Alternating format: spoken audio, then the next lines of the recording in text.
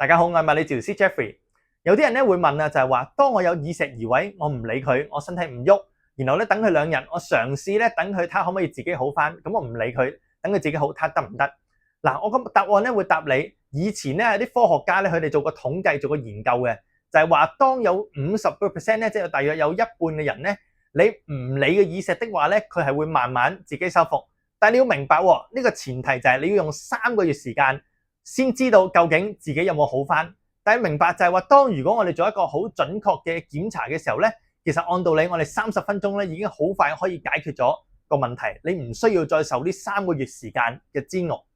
好啦，咁下一個問題就係話啦，咁啲病人話咁但係可能睇物理治療好貴喎，或者係我經濟負擔唔到喎，咁我自己做耳石復位，我跟住啲片自己做耳石復位得唔得？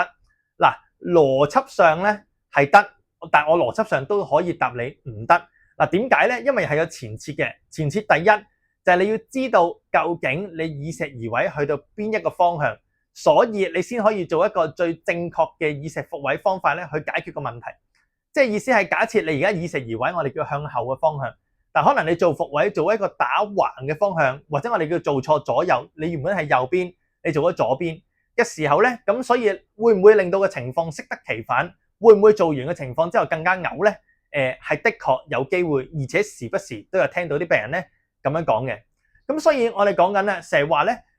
我又好坦白講嘅，其實你睇到啲片段咧，耳石復位大致上都係咁樣做，但係個最重要或者最精華或者我哋叫最重要嘅價值咧，其實就要幫你睇究竟耳石移位去到邊一個方向，究竟係單一條管道有事，定係 multiple 即係幾條管道都有事，繼而我哋就係做最準確嘅方法去幫你做復位咧。按道理情況就好快可以改善啦。咁所以個情況就係你可唔可以等佢自己拗自己好咧？嗱，有一部分人真係得。